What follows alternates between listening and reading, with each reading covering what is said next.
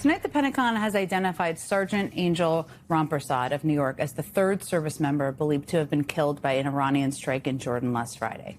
And this now brings the death toll of U.S. troops since the start of Trump's war with Iran to 18. And now this afternoon, 144 days into this war, Defense Secretary Pete Hegseth testified before the Senate Appropriations Committee and estimated that the total financial cost now sits at $37.5 billion. And while that number is $8 billion, more than what the Pentagon estimated back in May, it is dwarfed by the Pentagon's own internal estimates, which, according to NBC News, is anywhere between $80 and $100 billion. And these figures are made even more glaring by the fact that the reason Hegseth was on the Hill today in the first place was to ask for more money for this war without laying out any strategy or clear objective for the war.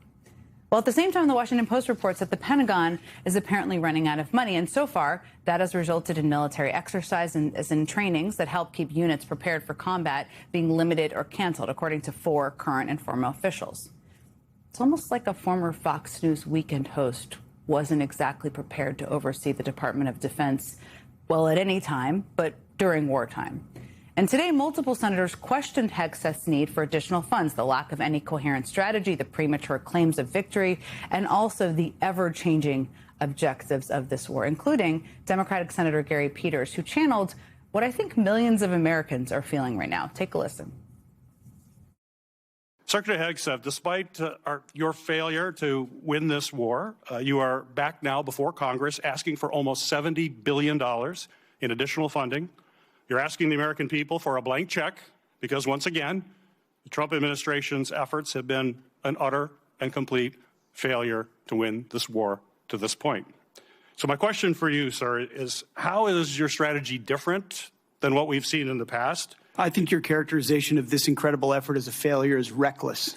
And I think it's irresponsible. And I think it smears the sacrifice of the troops that are out there making on behalf of the American people to ensure that Iran never gets a nuclear weapon. Shame on you and others who call this a quagmire and a failure, and then you want to turn around and say you support the warfighter. Secretary Hegseth, if you listen to my comments, you would have heard me say how amazing our warfighters are. I heard failure. And the word heard, I heard exactly what you said. I will tell you how I use the word failure, because I use the word failure to their leaders. You, sir, are the failure.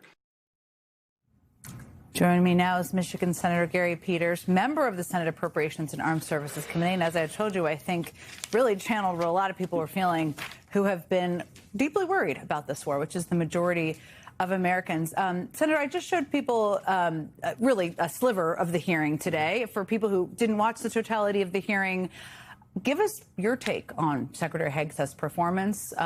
Did he answer any of the questions you really needed him to answer? And where did you think he really fell short?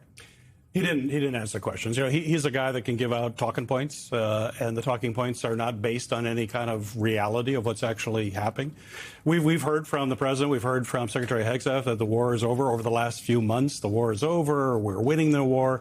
And yet, as we know, that we've got, tragically and sadly, we've got war fighters that are going to come back tomorrow to Dover, who are going to be greeted by grieving families because they've lost beloved members of their family. People are dying. A war is not over when American service members are dying.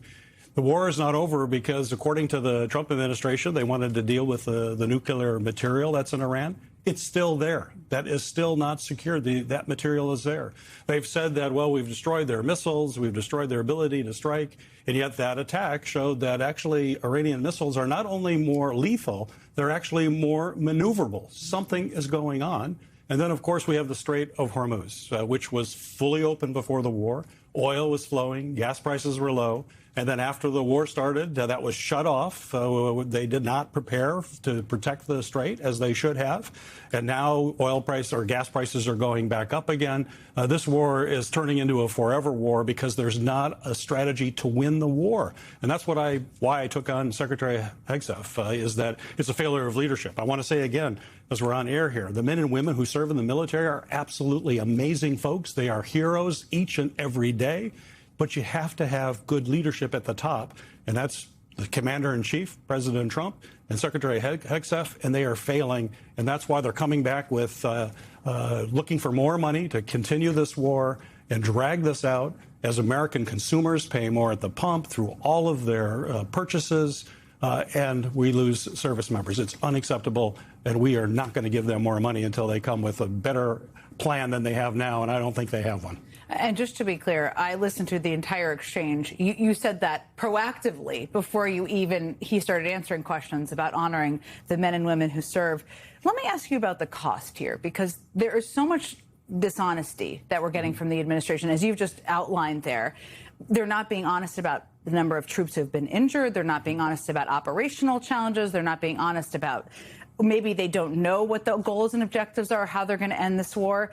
Hegseth confirmed that the new cost of war, it has cost $37.5 billion. That is significantly lower than what a bunch of journalists, including NBC News, have reported. What do you believe here? What should the American people understand about the actual cost?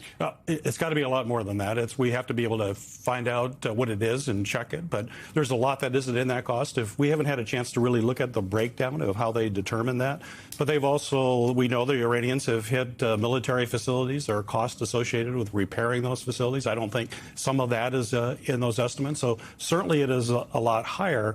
But I think it's also, what we're talking about cost. Remember, it's not just the cost to the federal treasury. It's the cost to consumers in America. What is the cost of paying considerably more at the gas pump? It's hurting people who already now feel they're drowning with inflation and the higher cost, are paying more every single day for gas. Grocery prices are up. Farmers are paying tens of thousands of dollars more because of fertilizer that's not coming through the Strait of Hormuz. So the costs are certainly to the Treasury, and now they're asking for more war, which, by the way, will just add to the deficit, which will also increase interest rates. So what you pay for a mortgage, what you pay to buy a car, all those costs are reflected because of this war and the tremendous cost both to the federal Treasury and to the pocketbooks of Americans all across this country.